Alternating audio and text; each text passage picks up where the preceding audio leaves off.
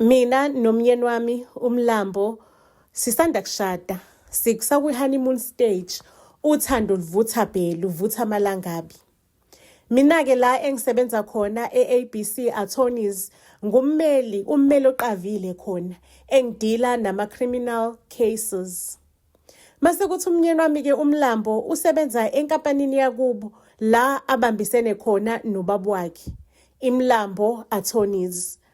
UMlambo-ke bakithi, uMlambo omdala wadedela inkampani ezandleni zikaMlambo omncane okuwumyeni wami, kwaba uyena i-managing partner.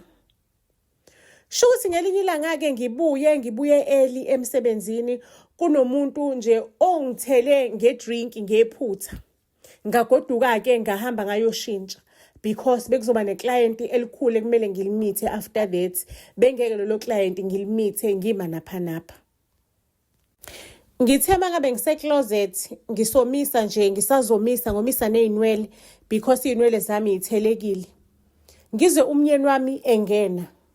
Hawu, sengiyamuza umyeni wami ukhuluma nocingo khona ekamereni lethu. I-closet nje, uphuma ekamereni umnyango ukhiphele kwi-closet, mangabe usekamereni omunye ukhiphele e-bathroom, omunye ukhiphele e-closet.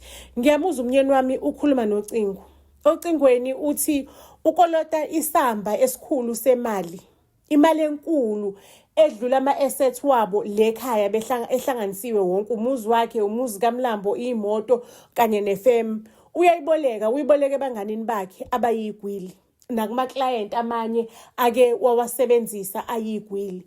Uyabachazela-ke uMlambo omyeni wami, uyachaza ukuthi kwenzakale kanjani ukuthi azakolota imali engaka. Asho ukuthi bekuney'nkampani ey'mbili, kunonkampani A mase kuba nonkampani B. Le y'nkampani bekade zinesixakaxaka sokuthi khona le ingaboni kahle khona ebhizinisini, kodwa ayifuni ukuthi ziye enkantolo, zifuna ukuthi lento lezi ziseklishe out of court. Unkampani A wathola oMlambo njengabameli, mase kuthi ukhampani B wathola abameli babo nawo. Shukuthi le y'nkampani ngoba zifuna ukuthi ziseklishe udaba lazo out of court, ukhampani A okuwona kumele ukuthi akhokhele ukhampani B wacela ummeli kakhampani B ukuthi ucela aletheke i-settlement i-settlement kwi-lawyer yakoMlambo. Ayi ngempela i-lawyer yakhampani B iletheke manje i-settlement isho isizumbulu semali ukuthi kumele bakhokhele le nkampani. Le nkampani lena ifaka le lawyer ifaka ama-details a-wrong, ayi-fraud. Shukuthi iyasubmitha i-fraudulent settlement letter. Imali-ke uMlambo a-instructe ukhampani A ukuthi ikhampani A khokhela ukhampani B imali engaka. Ayi ngempela imali ikhokhwe, kanti ikhokhwa kuma-banking details esigebengu ele-lawyer e-fraudulent. Ilo ishaya ichithe, ayisatholakala engcingweni, akusabonakali nokuthi i-lawyer ike ya-exist. Kusachaza uMlambo ukuchazela abangani bakhe laba aboleka kubona imali. Asho ukuthi manje ukhampani A lo engangimmele ususola mina ukuthi mina kwakumele ngiwa-check-e amaphepha e-settlement, ngi-check ukuthi ayiqiniso ngempela, ngi-verify i-information. Mina nganga-verify. Inkampani A isithi thina sithembe wena njengommeli wethu, wena wasenzela phansi, so sizocela ukuthi le mali le uyikhokhe. Asifuni usisiye enkantolo, but mangabe ungayikhokhi sizoya enkantolo. So uMlambo umyeni wami njengoba ekhuluma nocingo uboleka le mali ukuthi akhokhele ukhampani A because if engamkhokheli bazosiwisha. Uzobasiwisha ukhampani A, bathathele wonke ama-assets abi, imizi, imoto nayo yonke into abayi-ownayo. Mase ukuthi futhi ikhampani igama layo, isithunzi sayo sizoshona phansi. Akekho umuntu osazofuna ukusebenza noMlambo Attorneys because kuzobe sekwaziwa ukuthi benza amaphutha nje a-useless, amaphutha amancane. Ingithuse ingiqede lento le engiyizwayo ngomyeni wami ukuthi usenxakanxakeni, usenkingeni efana nale. Ngakusasa ekuseni before sihambe siye emsebenzini, umyeni wami ngimhlalise phansi ngimtshela ukuthi baba, izolo bengikwi-closet ngikuzwile uboleka imali, isizumbulu semali amamiliyoni amangaka. Ukuthi unenkinga ekanje nakanje, ngiyizwile yonke inkinga yakho. futhi ngiyabazi ubungozi inkampani ekubona. So mina njengomuntu wakho onyamanye nawe ngidecide ukuthi le mali le ngikunikeze yona ngoba imali nginayo. And then kodwa ke because ngiyayifuna bank imali yami ukuthi ikhokheleke, into isivumelane soba naso uzongenza i-managing partner. Shukuthi i-managing partner into enjenge-CEO kanje emaloyeni, enkampanini yama-lawyers. I-managing partner uyena umuntu odecidayo ukuthi ubani othatha lephi icala. Uyena okudiscusswa naye ama-strategies azosetshenziswa lolo cala. Uyena futhi oqashayo nogxoshayo ama-lawyer, ama-senior lawyer. Uyena nje o-responsible for the entire structure of the company, including nama-finances e-company ukuthi aspendwa kanjani, allocate-wa kanjani. Shukuthi iyona-ke managing partner ngolimi lama-lawyer yenza kanjalo. Umnyeni wakhe, umnyeni wami ajabuleke manje, ajabule umnyeni wami, ajabule umlambo. Sekumina-ke nomlambo-ke manje umnyeni wami siyahamba sise-ofisini, siyafika e-ofisini siyokhuluma nomlambo omdala ukuthi sesidecide kanje. Ubabezala, ubaba umlambo omdala abonge Nkosi yami, ulibone ikhehla Nkosi yami ukuthi nje sekusela ukuthi seligugile seningavelane livodlozeke mase liguqe phansi libonke. Asho umlambo ukuthi uyabonga ngaze ngabakhipha enyakanyakeni bekade bengazi ukuthi bazophuma kanjani kuyona. Masethi-ke umlambo useyangibuza kumlambo omdala ukuthi awusho-ke koti uyithathephi inyakanyaka yemali enkulu kangaka. Ngimchazele-ke ukuthi mina lalela le kade ngisebenza khona ka-ABC Attorneys kwaqhamuka umuntu onecala elikhulu kakhulu. Wathi lo muntu ufuna ukulwina lecala, inkampani mangabe ilwinile lecala izothola imali engaka. Mase kuthi lo mmeli lo ozobe phethe lelo cala ibonus yakhe izobe imali engaka. Shukuthi umnikazi wecala lokho wakunegotiator nomphathi inkampani, i-managing partner yase-ABC. Shukuthi-ke lelo cala wonke umuntu welisaba, mina kuphele ngangalisabi futhi ka-ABC bebazi ukuthi i-strength sami sikuma-criminal cases. Ngaliphatha-ke lelo cala lelo, ngalwina, ngase ngithola ngalo-ke lesizumbulu semali. Ningangizwa kambe engathi ngiyani-blackmaila, ingakho nami ngicele ukube yi-managing partner lana. So that ngenze sure ukuthi imali yami iyabuyela emuva because ngayisebenzela kanzima le mali. Ake umlambo omdala ubabezala athi khululeka Kotina, ndodana, ngoba wena i-managing partner yamanje ngizocela ukuthi uphume ofisini unikeze u-managing partner wethu omusha i-office. Ngithi mina hayi khululeka baba, ngizahlala noma iliphi i-office, ngisho ne-office elincane mina anginayo inkinga ngizohlala kulona. Athi ubaba umlambo omdala ngeke i-managing partner yethu usiko lale nkampani. Nami mangabe indodana yami izobe i-managing partner ngaphuma kule office ngaya kwelinye i-office elincanyana ngayinikeza leli office indodana yami. So ndodana nje qoqona imitholo yakho, mina i-contract ngizoyi-drafta manje, i-contract esho ukuthi uzosikhokhela le mali, uzobe managing partner, uze kukhokhwe imali yakho back, izokhokhwa back. Shukuthi bengakavalelekisi-ke e-ABC Attorneys, ngitshele umuntu ozobe i-assistant yami obekade vele i-assistant managing partner. Lo muntu-ke naye ummeli, i-assistant yalana yummeli, umuntu okusizayo in each and every case to compile information. Kodwa usafufusa naye usakhula, yabona, kuzomela ukuthi naye aze abe yi-partner ukuze angabi assistant. Ake lo assistant ngimtshela ukuthi ngizocela ukuthi ungilungisele ama-file azotshengisa ukuthi umuntu nomuntu bekasebenza kuyiphi case solo kasebenza lana. Wonke ama-file ngifuna ukubona ukuthi i-case about what, wayiwina noma yamhlula, so that ngizo-understand ukuthi athini ama-strength omuntu ukuze uma sengihlukanisa ama-case umuntu ngim-allocate-ele i-case according to their strength. Ake avume ku-PA ukuthi uzosala walungise lama-documents ngothi ngifika nje ngiwathola ama-files. Kuthe nje ngosuku leli sekumele ngihambe ngoqala ngalo, sekumele ngihambe ngoqala ngalo-ke kaMlambo, sengiyosebenza kaMlambo, sengivalelisile ngale. Ngithole i-call from i-managing partner yase-ABC.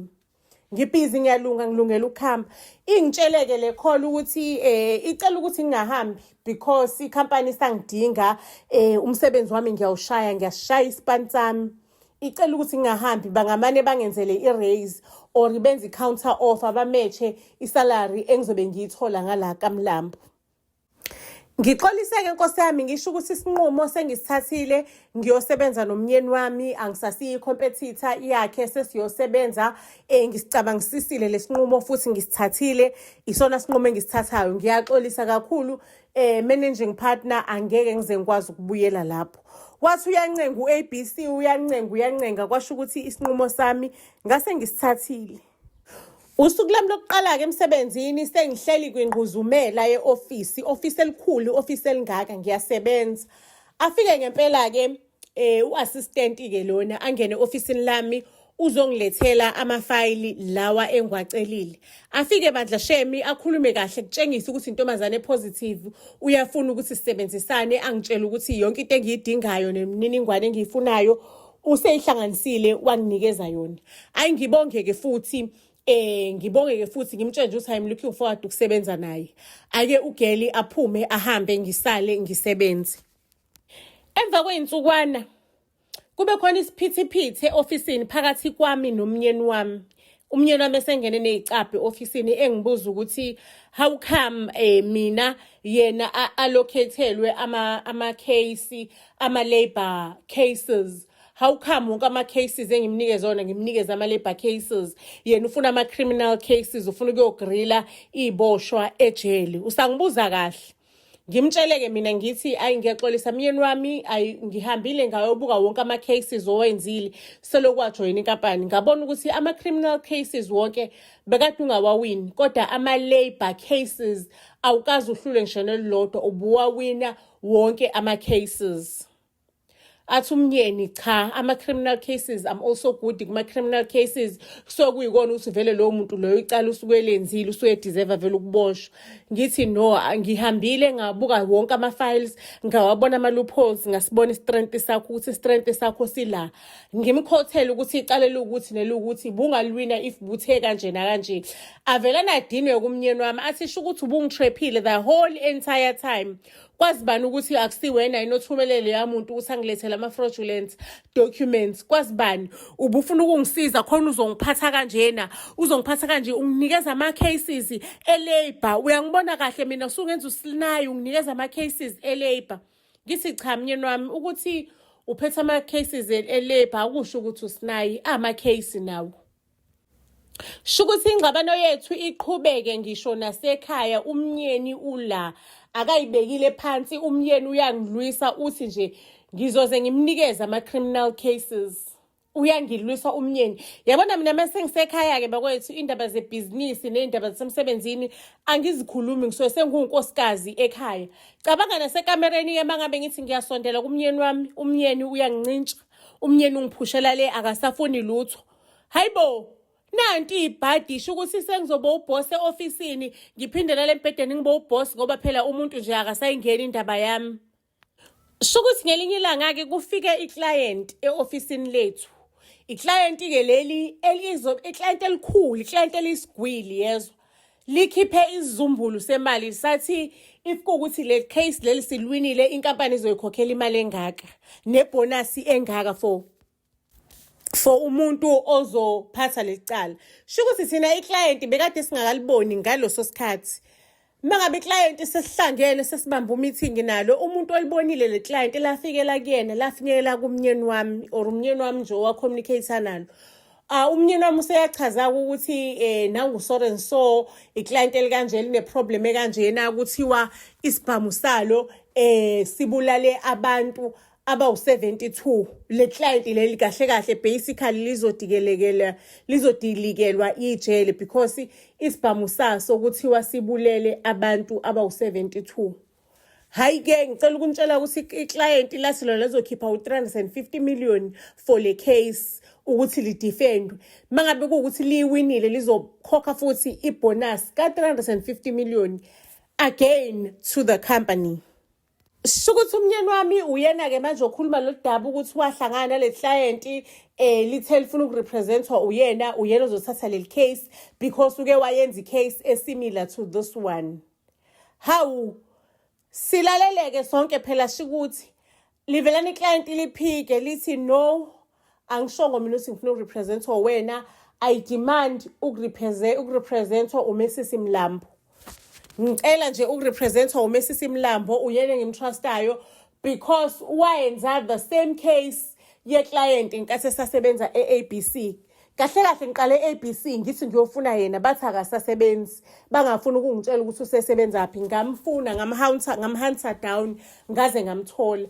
Hawu, mina sengithukile ukuthi umkhwanyana wami waze wakhohlakala. Angisho uyazi ngimnikeza ama-criminal cases because ngiyamtshela ukuthi akanaso i-strength sama-criminal cases. Nangu seqamba amanga ukuthi i-client li-appointe yena, lithe lifuna yena because une-background to the streets. Asho kunjena uyazazi iy'ndaba zey'gebengu, uyena ozoba ubest, uyayazi indawo in and out, uyazi ukuthi obani iy'gebengu endaweni.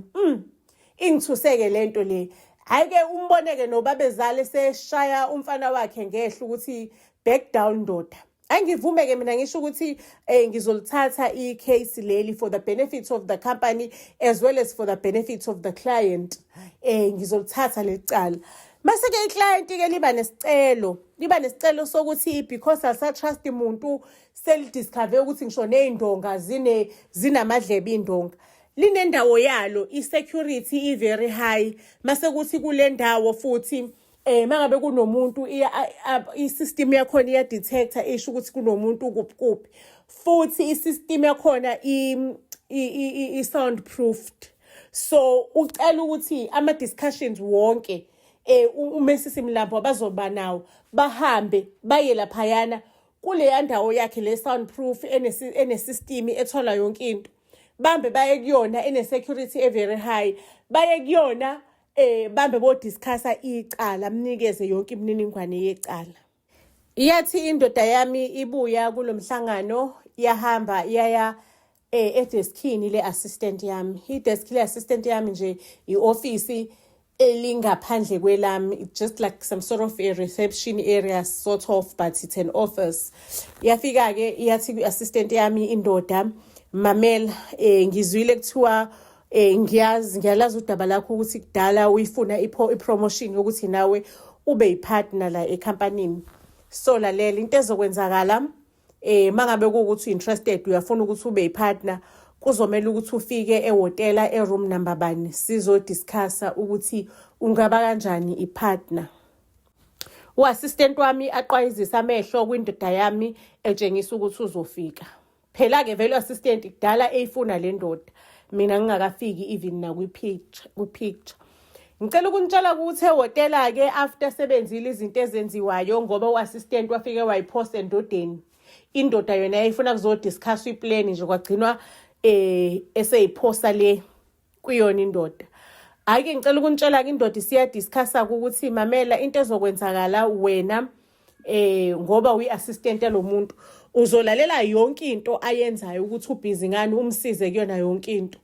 Thina sizobeke sesenza show ukuthi le information iyafika sizobe sesenza nje i-information ukuthi ibhedise icala lalo muntu. Ibhedise icala inkampani ngoba vele izothola u350 million kodwa lo muntu aliluze icala noma abhede nje ukuze ikhampani ibone enza amaphutha nje unnecessary, ukuze ikhampani ibone ukuthi hayi lo muntu akekho right, mase ke bayamvota out as a managing partner, babone ukuthi unamaphutha amaningi bamkhiphe esikhundleni as a managing partner. Mase ngiyabuyela esikhundleni sami sakudala, lapho ke nawe ngizokwenza i-partner as soon as sengiyi-managing partner. Ake bavumelaneke uMlambo indoda yami kanye naye u-assistant wami. Kuvunyelwaneke nje uyabona ukuthi uMlambo ujabulile no-assistant ujabulile. Lapho mina indoda yaqala ungabuye ekhaya kuze kushaye ikhathi 10, 11, 12. Ngiyabona ukuthi cha lento lena yokuba ubhoso emsebenzini cha ngathi iyawubulala kumshado wami. Kodwa futhi angeke ngize ngidedele imali engaka nje to go down the drain. Because kuyabonakala ukuthi indoda yami kuyayihlula ukube yi-managing partner. Ngisho ngingabuyisela intambo ngithi ngibuyisela kuyona imali yami soze ngayithola back because lo muntu ugudi ngama-cases akwi-labor and ama-cases esitholayo ama-cases e-criminal. Umuntu obeyigudi ngama-cases e-criminal bekuwubaba wakhe. Manje ubaba wakhe-ke usebuyiseleke iy'khiye noma izinto zonke endodaneni yakhe. Sifike isikhathi sokuthi sekuyapakishwa-ke manje ngiyahamba ngiya ngale la ekwi-safe house yakhe phela uklayenti wethu. Ngipakishe-ke mengipakisha nje indoda yami ngathi ayazi nanyaka, ayincinzi ngisho nenqulu, ayinendaba. Iyayibukela nje, ngibhizi mina ngiyayikhuhluza, ngiyapakisha, ayivalelisa, ayenzi lutho. Ngisho noma sengihamba yangiziba nje kanjalo, yayisalela nje ingenandaba nami, ifundela incwadi nje. Ngifika ngalena-ke kwi-safe house bakwethu, ngiyafica umuzi, sithabathaba somuzi endaweni enhle, kupholile nje kushaya umoya. Ile ndoda bakwethu iyi-gentleman, iklayenti lethu liyi-gentleman, lingiphethe kahle, liyangiseva, lingenzela ukuthi nokuthi. Nje kube nalento man engayi-understand, angazi noma mhlampe kade ngagcina yini ukuba nendoda, kube nokuthatheka kumina mengiyisusa le ndoda ngiyisa phezulu, angazi ngithatheke, kuba nalento nje evelani ingihaqe ngale ndoda engathi u-love at the first sight. Singiphatheke manje stress, sizosebenza kanjani nalo muntu lo engathi mina sengihaqwe u-love at the first sight. Siqaleke manje sihlale phansi-ke nalo iklayenti leli, sihlale neklayenti. Ngithi nje ngifuna ukwazi ngalo, ngifuna ungithathe ungisuse ka-A ungibeke ka-Z ngempilo yakho. Alichazeke udaba lakhe uklayenti, aqala ichaza ukuthi ubani, uhlala nobani. Ngithola ukuthi uklayenti akanawo umuntu esifazane ahlala naye, uhlala nengane yakhe ayikhulisile from A nje, ukhuliswa yena ingane yakhe.